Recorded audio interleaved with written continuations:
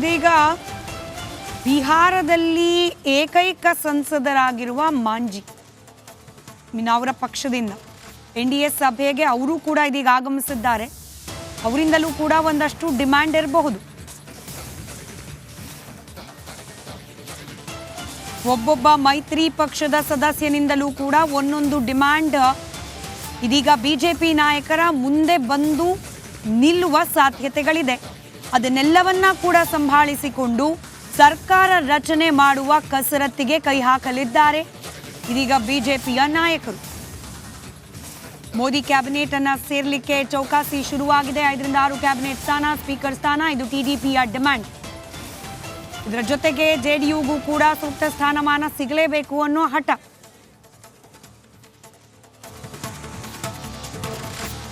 ಸರ್ಕಾರ ರಚನೆಯ ಸರ್ಕಸ್ಗಿಂತ ಹೆಚ್ಚಾಗಿ ಕ್ಯಾಬಿನೆಟ್ ರಚನೆಯ ಸರ್ಕಸ್ಸೇ ಜೋರಾಗಿ ನಡೀತಾ ಇದೆ.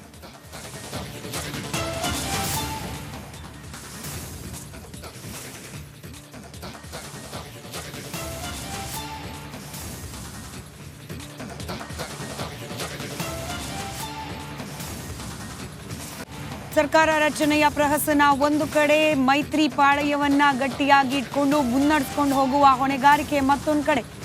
ಮೋದಿ 3.0 ಇದು ಸಾಧ್ಯ ಆಗಬೇಕು ಅಂತಂದ್ರೆ ತಮಗೆ ಬಹುಮತವನ್ನ ದಾಟಿಸುವ ಬಹುತೇಕ ಎಲ್ಲಾ ಪಕ್ಷಗಳಿಗೂ ಕೂಡ ಸೂಕ್ತ ಸ್ಥಾನಮಾನವನ್ನ ನೀಡೋದು ಅನಿವಾರ್ಯ.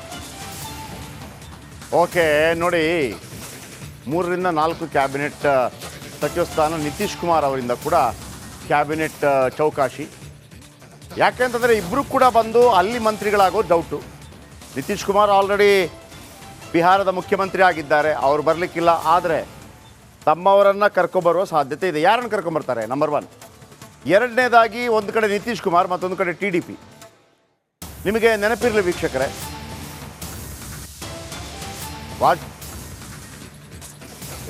ಇತ್ತ ಕುಮಾರಸ್ವಾಮಿಯಿಂದ ಕೂಡ ಲಾಬಿ ಶುರು. ಆಲ್ರೆಡಿ ಅವರು ಹೇಳಿದ್ದಾರೆ, ನನಗೆ ಕೃಷಿ ಮಂತ್ರಿ ಕೊಟ್ಟರೆ ಒಳ್ಳೆಯದು ಅಂತೇಳಿ. ಕೃಷಿ ಖಾತೆ ಮೇಲೆ ಕಣ್ಣಿಟ್ಟ ಕುಮಾರಸ್ವಾಮಿ.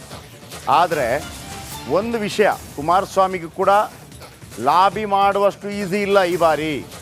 ಯಾಕಂದರೆ ನೇರವಾಗಿ ನರೇಂದ್ರ ಮೋದಿಯವರು ಪೂರ್ಣ ಪ್ರಮಾಣದಲ್ಲಿ ಮೆಜಾರಿಟಿ ಬಂದಿದ್ದರೆ ಅದು ನರೇಂದ್ರ ಮೋದಿಯವರ ನಿರ್ಧಾರ ಆಗತ್ತೆ.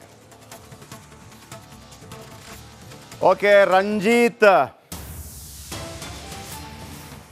ದೆಹಲಿಯಿಂದ ನಮ್ಮೊಂದಿಗೆ ನೇರ ಸಂಪರ್ಕದಲ್ಲಿದ್ದಾರೆ. ರಂಜಿತ್, ಭಾಳ ಮುಖ್ಯವಾಗಿ 240 BJP, 32 ಎಕ್ಸ್ಟ್ರಾ ಬೇಕು. ಆದರೆ 52 ಎಕ್ಸ್ಟ್ರಾ ಇದೆ. 32 ಎಕ್ಸ್ಟ್ರಾ ಬೇಕಿರೋದು, 52 ಎಕ್ಸ್ಟ್ರಾ ಇದೆ. ಆದರೆ 52ರಲ್ಲಿ 16 TDP, 12 ನಿತೀಶ್ ಕುಮಾರ್.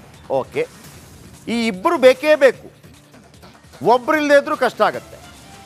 ಇಬ್ಬರಲ್ಲಿ ಒಬ್ಬರು ಬೇಕು. ಒಬ್ಬರನ್ನು ಹೊರಗಿಡಬಹುದು, TDP ಹೊರಗಿಡಬಹುದು, ಆದರೆ ನಿತೀಶ್ ಕುಮಾರ್ ಬೇಕು.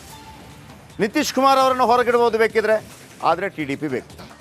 ಈ ಥರ ಇರುವಂಥದ್ದು. ನಿಮಗೆ ಬಹುಶಃ ಒಂದು ವಿಚಾರ ಹೇಳ್ತೀನಿ. ಕಳೆದ ಬಾರಿ 2014 ಮತ್ತು 2019ರಲ್ಲಿ ನರೇಂದ್ರ ಮೋದಿಯವರು ಪೂರ್ಣ ಪ್ರಮಾಣದ ಬಹುಮತ ಪಡ್ಕೊಂಡಾಗ ಯಾವುದೇ ಕಾರಣಕ್ಕೂ ಕೂಡ ಇತರ ಅಂಗಪಕ್ಷಗಳಿಗೆ ಕ್ಯಾಬಿನೆಟ್ ಸ್ಥಾನಮಾನ ಕೊಟ್ಟಿಲ್ಲ. ಎಲ್ಲ ಸ್ಟೇಟ್ ಸ್ಥಾನಮಾನ, MOS ಸ್ಟೇಟ್ ಸ್ಥಾನಮಾನ. ಅವರು ಕ್ಯಾಬಿನೆಟ್ ಮೀಟಿಂಗ್ ಬರಲಿಕ್ಕಿರೋದಿಲ್ಲ. ಪ್ರಧಾನಿ ನೇತೃತ್ವ ಕ್ಯಾಬಿನೆಟ್ ಮೀಟಿಂಗ್ ಆಗುತ್ತಲ್ಲ, ಅದಕ್ಕೆ ಇರೋದಿಲ್ಲ. ಆದರೆ ಈ ಬಾರಿ ಹಾಗಲ್ಲ. ಈ ಬಾರಿ ಇವರೆಲ್ಲರೂ ಕೂಡ ಕ್ಯಾಬಿನೆಟ್ ದರ್ಜೆ ಕೊಡಬೇಕಾಗತ್ತೆ. 5 ಜನ ಮತ್ತು ಲೋಕಸಭಾ ಸ್ಪೀಕರ್ ಕೇಳ್ತಾ ಇರೋದು TDP. 3 ರಿಂದ 4 ಜನರಿಗೆ ಕೇಳ್ತಾ ಇದ್ದಾರೆ ನಿತೀಶ್ ಕುಮಾರ್. ಆದರೆ ಇಬ್ಬರು ಕೂಡ ಕೇಂದ್ರಕ್ಕೆ ಬರೋದಿಲ್ಲ, ಅದೊಂದು ಪಕ್ಕ. ಯಾಕಂದರೆ ಇಬ್ಬರು ಕೂಡ ಮುಖ್ಯಮಂತ್ರಿಗಳಾಗಿದ್ದಾರೆ ಆಲ್ರೆಡಿ, ಅದನ್ನು ಬಿಟ್ಟು ಬರುವಂಥದ್ದಿಲ್ಲ. ಈಗ ಚೌಕಾಶಿಗಳು ಯಾವ ರೀತಿ ನಡೀತಾ ಇದೆ, ಚೌಕಾಶಿಗಳನ್ನು ಒಪ್ಪಿ ಅಭ್ಯಾಸ ಇಲ್ಲದ ನರೇಂದ್ರ ಮೋದಿಯವರು ಇದನ್ನು ಒಪ್ಕೊಳ್ಳೋಕ್ಕೆ ಸಾಧ್ಯತೆ ಇದೆಯಾ? ಏನು ಮಾಹಿತಿಗಳು ಬರ್ತಾ ಇದೆ ದೆಹಲಿಯಿಂದ?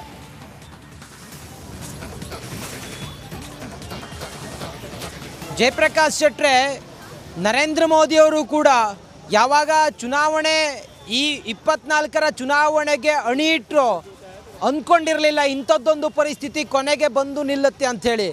ಆದರೆ ಬದಲಾದಂಥ ರಾಜಕಾರಣದಲ್ಲಿ BJP ತನ್ನ ಸುಮಾರು 65 ಸೀಟುಗಳನ್ನು ಕಳೆದುಕೊಂಡ ಪರಿಣಾಮದಿಂದಾಗಿ ಈ ಬಾರಿ BJPಗೆ ಒಂದು ಸಂಕಷ್ಟದ ಪರಿಸ್ಥಿತಿ ನಿರ್ಮಾಣ ಆಗಿದೆ. ನರೇಂದ್ರ ಮೋದಿ ಅವರ ತಲೆ ಮೇಲೆ ತೂಗುಗತ್ತಿ ನೇತಾಡ್ತಾ ಇದೆ. ಒಂದು ಚಂದ್ರಬಾಬು ನಾಯ್ಡು, ಮತ್ತೊಂದು ನಿತೀಶ್ ಕುಮಾರ್, ಎರಡು ತೂಗುಗತ್ತಿ. ಇಬ್ಬರಲ್ಲಿ ಒಬ್ಬರನ್ನೂ ಕೂಡ ಹೊರಗಿಟ್ಟು ಈಗ ಯಾವುದೇ ನಿರ್ಣಯವನ್ನು ತೆಗೆದುಕೊಳ್ಳದಂತಹ ಪರಿಸ್ಥಿತಿ ನಿರ್ಮಾಣ ಆಗಿದೆ ಜಯಪ್ರಕಾಶ್ ಶೆಟ್ರೆ. ಹೀಗಾಗಿ ಇಬ್ಬರನ್ನೂ ಕೂಡ ಮನವೊಲಿಸಿ ಅವರ ಏನು ಡಿಮಾಂಡ್ಗಳಿದೆಯೋ, ನೀವು ಹೇಳ್ದಂಗೆ 5 ಕ್ಯಾಬಿನೆಟ್ ದರ್ಜೆಯ ಸ್ಥಾನ, ಹಾಗೆ ಲೋಕಸಭಾ ಸ್ಪೀಕರ್, ಇದನ್ನು ಕೊಟ್ಟಾದರೂ ಕೂಡ ಮೊದಲು ಸರ್ಕಾರವನ್ನು ರಚನೆ ಮಾಡೋಣ ಅನ್ನುವ ಲೆಕ್ಕಾಚಾರಕ್ಕೆ ಬಂದಂಗೆ ಕಾಣಿಸ್ತಾ ಇದೆ NDA ಮೈತ್ರಿಕೂಟ. ಸುಮಾರು 18 ಅಂಗಪಕ್ಷಗಳಿರುವಂಥ ಈ NDA ಮೈತ್ರಿಕೂಟದಲ್ಲಿ ಈಗ ಅತಿ ಹೆಚ್ಚು ಕ್ಷೇತ್ರವನ್ನು ಗೆದ್ದಿರುವಂಥ, ಅದರಲ್ಲೂ ಕೂಡ TDP ಮತ್ತು ನಾವು ನೋಡ್ತಿರೋ ಹಾಗೆ JDU, ನಿತೀಶ್ ಕುಮಾರ್ ಇವರಿಬ್ಬರನ್ನೂ ಕೂಡ ಇಂಡಿ ಸೆಳೆಯುವ ಪ್ರಯತ್ನವನ್ನು ಆಲ್ರೆಡಿ ಮಾಡಿದೆ. ಒಂದು ವೇಳೆ ಹಾಗೇನಾದರೂ ಮಾಡಿದರೆ ಬಹುಮತಕ್ಕೆ ತುಂಬ ಹತ್ತಿರದಲ್ಲಿರುವಂಥ ಇಂಡಿ ಮೈತ್ರಿಕೂಟ ಏನಾದರೂ ಇವರನ್ನು ಸೆಳೆದದ್ದೇ ಆದರೆ ಇದು ಬಹಳ ದೊಡ್ಡ ಗಂಡಾಂತರ ಆಗುತ್ತೆ NDAಗೆ. ಈ ಕಾರಣದಿಂದ ಅವರ ಎಲ್ಲವೂ ಡಿಮಾಂಡ್ಗಳನ್ನು ಒಪ್ಪಿಕೊಂಡಾದರೂ ಕೂಡ ಅವರನ್ನು ಜೊತೆಗೆ ತೆಗೆದುಕೊಂಡು ಹೋಗೋಣ ಅನ್ನುವ ಲೆಕ್ಕಾಚಾರದಲ್ಲಿದೆ. ನಾವು ನೀವು ಅಂದ್ಕೋಬೇಕು ಅಥವಾ BJPಯ ಬೆಂಬಲಿಗರು ಅನ್ಕೋಬೇಕು, ಈ ಬಾರಿ ಏನು ಮಜಬೂರ್ ಸರ್ಕಾರ ಅಂತೇಳಿ ಏನು ಹೇಳ್ತಾ ಇದ್ರು, ಮಜಬೂತ್ ಸರ್ಕಾರ ಅಂತೇಳಿ, ಬಹುಶಃ ಅದಾಗಿಲ್ಲ, ನಾವು ಕಣ್ಮುಂದಿದೆ. ಇನ್ನೇನಿದ್ರೂ ಕೂಡ ಎಲ್ಲರ ಒಪ್ಪಿಗೆಯಂತೆ ತನ್ನ ಒಬ್ಬರ ನಿರ್ಧಾರ ನಡೆಯೋದು ಖಂಡಿತವಾಗಲೂ ಕೂಡ ಸಾಧ್ಯ ಇಲ್ಲ. ಈ NDA ಅಂಗಪಕ್ಷದ ಪ್ರತಿಯೊಬ್ಬರ ಒಪ್ಪಿಗೆಯನ್ನು ತೆಗೆದುಕೊಂಡೇ ನರೇಂದ್ರ ಮೋದಿ ಅವರು ಮುಂದಿನ ಹೆಜ್ಜೆಯನ್ನು ಇಡಬೇಕಾದಂಥ ಪರಿಸ್ಥಿತಿ ಈಗ ಅವ್ರಿಗೆ ಬಂದಿದೆ. ನನ್ನ ಕಲೀಗ್ ನಟೇಶ್ ಕೂಡ ನನ್ನ ಜೊತೆಲಿದ್ದಾರೆ, ಅವ್ರನ್ನೂ ಕೂಡ ನಾನು ಮಾತಾಡಿಸೋ ಪ್ರಯತ್ನ ಮಾಡ್ತೀನಿ. ದಿಲ್ಲಿಯಲ್ಲೇ ಇದ್ದು ಯಾವಾಗ ಚುನಾವಣೆ ಆರಂಭ ಆಯಿತು ಆವಾಗಲಿಂದಲೂ ಕೂಡ ಈ ಎಲ್ಲ ಲೆಕ್ಕಾಚಾರಗಳನ್ನು ನೋಡ್ತಿದ್ದಂಥ ನಟೇಶ್ ಈ ಸಂದರ್ಭದಲ್ಲಿ ಅತಂತ್ರ ಲೋಕಸಭೆ ಉಂಟಾಗಿದೆ.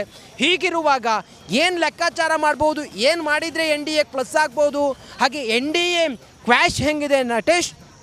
ರಂಜಿತ್, ಬಹಳ ಪ್ರಮುಖವಾಗಿ ಹೇಳಬೇಕು ಅಂತಂದರೆ ಈ ಬಾರಿ ಏನು ಲೋಕಸಭಾ ಚುನಾವಣೆಯ ಏನು ಸ್ಪಷ್ಟವಾಗಿ ಬಹುಮತ ಬರದೇ ಇದ್ದ ಕಾರಣದಿಂದ ಸಾಕಷ್ಟು ಏನು ತೀವ್ರ ಪೈಪೋಟಿ ಏರ್ಪಟ್ಟಿದೆ ಅಂತಲೇ ಹೇಳ್ಬೋದು. ಯಾಕಂದರೆ ಇಂಡಿ ಮೈತ್ರಿಕೂಟ ಮತ್ತು NDA ಮೈತ್ರಿಕೂಟ ಇವೆರಡರ ನಡುವಿನ ಜಿದ್ದಾಜಿದ್ದಿ ಯಾವ ಮಟ್ಟಕ್ಕೆ ಹೋಗಿದೆ ಅಂತಂದರೆ, ತಮ್ಮ ಪಕ್ಷದ ಯಾವುದಾದ್ರೂ ಸ್ಥಾನವನ್ನು ಬಿಟ್ಕೊಡೋದಾಗಲಿ ಈ ಬಾರಿ ಕೇಂದ್ರ ಸರ್ಕಾರದಲ್ಲಿ ನಾವು ಕೂರಬೇಕು ಅನ್ನುವಂಥ ನಿಟ್ಟಿನಲ್ಲಿ ಎರಡೂ ಏನು NDA ಮತ್ತು NDA ಮೈತ್ರಿಕೂಟ ಬಹಳಷ್ಟು ಪ್ರಯತ್ನವನ್ನು ಮಾಡ್ತಾ ಇದೆ.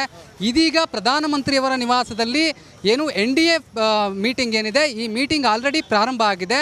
ಈಗಾಗಲೇ NDA ಮೈತ್ರಿಕೂಟದ ನಿತೀಶ್ ಕುಮಾರ್ ಇರಬಹುದು, ಚಂದ್ರಬಾಬು ನಾಯ್ಡು ಸೇರಿದಂತೆ ಕರ್ನಾಟಕದಿಂದ ಕುಮಾರಸ್ವಾಮಿ ಅವರು ಎಲ್ಲರೂ ಕೂಡ ಬಂದಿದ್ದಾರೆ. ಎಲ್ಲ ಪಕ್ಷದವರು ಒಂದಷ್ಟು ಬೇಡಿಕೆಗಳನ್ನು ಇಟ್ಕೊಂಡು ಬಂದಿದ್ದಾರೆ, ಇಲ್ಲಿ ಡಿಮ್ಯಾಂಡ್ಗಳನ್ನು ಇಟ್ಕೊಂಡಿದ್ದಾರೆ. ಈ ಡಿಮ್ಯಾಂಡ್ಗಳು ಸಾಕಷ್ಟು ದೊಡ್ಡ ಮಟ್ಟದ ಡಿಮ್ಯಾಂಡ್ಗಳು ಅಂತಲೇ ಹೇಳ್ಬೋದು. ಯಾಕಂದರೆ ವಿಧಿ ಇಲ್ಲ. ಈಗ BJP ತನ್ನ ಅಸ್ತಿತ್ವವನ್ನು ಉಳಿಸ್ಕೊಳ್ಳಿಕ್ಕೆ ಸರ್ಕಾರವನ್ನು ಮತ್ತೆ 3ನೇ ಬಾರಿ ಪ್ರಧಾನಿ ನರೇಂದ್ರ ಮೋದಿಯವರು ಮತ್ತೆ ಪ್ರಧಾನಿಯಾಗೋದಕ್ಕೆ ಸಾಕಷ್ಟು ಕಸರತ್ತನ್ನು ನಡೆಸ್ತಾ ಇದ್ದಾರೆ. ಹಾಗಾಗಿ ಅವರ ಎಲ್ಲ ಬೇಡಿಕೆಗಳಿಗೂ ಕೂಡ ಒಪ್ಕೊಳ್ತಾರೆ ಎನ್ನುವಂತಹ ನಿಟ್ಟಿನಲ್ಲಿ ದೊಡ್ಡ ಮಟ್ಟದ ಬೇಡಿಕೆಗಳನ್ನು ತಂದಿರತಕ್ಕಂಥದ್ದು. ಇನ್ನು TDPಯಲ್ಲಿ ಹಲವು ಬೇಡಿಕೆಗಳಿದೆ. ಅಂದರೆ ಕೇಂದ್ರ ದರ್ಜೆಯ ಸಚಿವ ಸ್ಥಾನವನ್ನು ಕೇಳುವ ಮೂಲಕ ಮೂರು ಪಕ್ಷಗಳು, ಇಲ್ಲಿ ಪ್ರಮುಖವಾಗಿ TDP ಇರ್ಬೋದು, ಇದರ ಜೊತೆಗೆ ಏನು JDU ಇರ್ಬೋದು, ಅದರ ಜೊತೆಗೆ ಶಿಂದೆ ಬಣ, ಮೂರೂ ಬಣಗಳು ಕೂಡ ಏನು ಮೂರೂ ಪಕ್ಷಗಳು ಕೂಡ ಸಾಕಷ್ಟು ದೊಡ್ಡ ಮಟ್ಟದಲ್ಲಿ ಬೇಡಿಕೆಗಳನ್ನು ಇಟ್ಟಿದೆ. ಈಗ ಸಭೆ ನಡೀತಾ ಇರತಕ್ಕಂಥ ಸಂದರ್ಭದಲ್ಲಿ ಬೇಡಿಕೆಗಳನ್ನು ಸಂಪೂರ್ಣವಾಗಿ ಚರ್ಚೆ ಆಗುತ್ತೆ. ಈ ಬೇಡಿಕೆಗಳ ಈಡೇರಿಕೆ ಏನಿದೆ ಇದು ಪ್ರಧಾನಿ ನರೇಂದ್ರ ಮೋದಿಯವರಿಗೆ ಹಾಗೂ BJPಗೆ ಒಂದು ರೀತಿ ದೊಡ್ಡ ಮಟ್ಟದ ಸವಾಲು ಅಂತಲೇ ಹೇಳಬಹುದು. ನರೇಂದ್ರ ಮೋದಿ ಅವರು 10 ವರ್ಷಗಳ ಈ ಅವಧಿಯಲ್ಲಿ ಯಾವತ್ತೂ ಕೂಡ ಅವರ ಕೈಕಟ್ಟಿ ಹಾಕುವಂಥ ಯಾವುದೇ ನಿರ್ಧಾರಗಳು ಅಥವಾ ಬೇರೆಯವರ ಒಂದು ಹೇರಿಕೆಗಳನ್ನು ನೋಡಿಲ್ಲ ನಟೇಶ್. ಆದರೆ ಇನ್ನು ಮುಂದೆ ಹಂಗಾಗಲ್ಲ ಅಂತ ಅನಿಸುತ್ತೆ. ಇದೆಲ್ಲವೂ ಕೂಡ ನರೇಂದ್ರ ಮೋದಿ ಅವ್ರನ್ನ ಕಟ್ಟಿ ಹಾಕೋ ಪ್ರಯತ್ನವಾ ಹೇಗೆ ಅಂತ? ಖಂಡಿತ. ಯಾಕಂದರೆ ಪ್ರಧಾನಿ ನರೇಂದ್ರ ಮೋದಿಯವರನ್ನು ಕಟ್ಟಿ ಹಾಕುವ ಉದ್ದೇಶದಿಂದ ಈ ಬಾರಿ ಏನು ಇಂಡಿಯಾ ಮೈತ್ರಿಕೂಟ ಸಾಕಷ್ಟು ಪ್ರಯತ್ನವನ್ನು ಮಾಡಿತ್ತು, ಸಾಕಷ್ಟು ಪ್ರಯತ್ನವನ್ನು ಮಾಡಿತ್ತು. ಇದರ ಜೊತೆಗೆ ಬಹಳಷ್ಟು ಚರ್ಚೆಗಳು ಕೂಡ ಆಯಿತು. ಏನು ಇಂಡಿಯಾ ಮೈತ್ರಿಕೂಟ ಏನಿದೆ ಈ ಬಾರಿಯ ಚರ್ಚೆಯಲ್ಲಿ ಬಹಳ ಪ್ರಮುಖವಾಗಿ ಪ್ರಧಾನಿ ನರೇಂದ್ರ ಮೋದಿಯವರನ್ನು ಮತ್ತೆ ಪ್ರಧಾನಿ ಮಾಡಬಾರದು, ನಾವು ಈ ಬಾರಿ ಸರ್ಕಾರವನ್ನು ಹಿಡಿಬೇಕು ಎನ್ನುವಂತಹ ನಿಟ್ಟಿನಲ್ಲಿ ಸಾಕಷ್ಟು ಪ್ರಯತ್ನವನ್ನು ಮಾಡಿದ್ರು. ಎಲ್ಲ NDA ಮೈತ್ರಿಕೂಟ ಏನಿದೆ ಅವರನ್ನು ಸೆಳೆಯುವಂತಹ ಪ್ರಯತ್ನವನ್ನು ಮಾಡಿದರು. ತದನಂತರದಲ್ಲಿ ಇಂದಿನ ಏನು ಫಲಿತಾಂಶ ಏನಿದೆ ಇದು ಸಾಕಷ್ಟು ಪ್ಲಸ್ ಪಾಯಿಂಟ್ಗಳನ್ನು ಇಂಡಿಯಾ ಮೈತ್ರಿಕೂಟಕ್ಕೆ ತಂದುಕೊಡುತ್ತೆ. ಇಲ್ಲಿ ಬಹಳ ಪ್ರಮುಖವಾಗಿ ಇಂಡಿಯಾ ಮೈತ್ರಿಕೂಟದಿಂದ ಸಾಕಷ್ಟು ಏನು NDA ಮೈತ್ರಿಕೂಟದ ಕೆಲವು ಅಂಗಪಕ್ಷಗಳಿಗೆ ತಮ್ಮ ಭರವಸೆಗಳನ್ನು ಕೊಡುವ ಮೂಲಕ ಮತ್ತೆ ಏನು ಪ್ರಧಾನಿ ನರೇಂದ್ರ ಮೋದಿಯವರನ್ನ ಯಾವುದೇ ಕಾರಣಕ್ಕೂ ಪ್ರಧಾನಿ ಆಗಲಿಕ್ಕೆ ಅಥವಾ BJP ಪಕ್ಷವನ್ನು ಬರಲಿಕ್ಕೆ ಬಿಡಬಾರ್ದು ಅನ್ನುವ ನಿಟ್ಟಿನಲ್ಲಿ ಸಾಕಷ್ಟು ಚರ್ಚೆಗಳಾಗ್ತಾ ಇದೆ. ಒಂದು ಕಡೆ NDA ಮೀಟಿಂಗ್ ನಡೀತಾ ಇದ್ದರೆ ಮತ್ತೊಂದು ಕಡೆ ಇಂಡಿಯಾ ಮೀಟಿಂಗ್ಗೆ ಸಕಲ ಸಿದ್ಧತೆಗಳನ್ನು ಕೂಡ ಮಾಡಿಕೊಳ್ಳಲಾಗ್ತಾ ಇದೆ. ರಂಜಿತ್. ಎಸ್ ಜಯಪ್ರಕಾಶ್ ಶೆಟ್ರೆ, ಈ ಎಲ್ಲ ಬೆಳವಣಿಗೆಗಳನ್ನು ಬಹಳ ಸೂಕ್ಷ್ಮವಾಗಿ ಇಂಡಿ ಒಕ್ಕೂಟವು ಕೂಡ ನೋಡ್ತಾ ಇದೆ. ಇಲ್ಲೇನಾದ್ರೂ ಅಸಮಾಧಾನ ಅಥವಾ ಇವ್ರ ಬೇಡಿಕೆಗಳನ್ನು ಈಡೇರಿಸಿಲ್ಲ ಅನ್ನುವ ಒಂದು ಸೂಕ್ಷ್ಮತೆ ಅರ್ಥ ಆಯಿತು ಅಂತೇಳಿ ಹೇಳಿದರೆ, ಇವರೆಲ್ಲರೂ ಕೂಡ ಈ ಇಂಡಿ ಒಕ್ಕೂಟದವರು ಕೂಡ ಅವರನ್ನು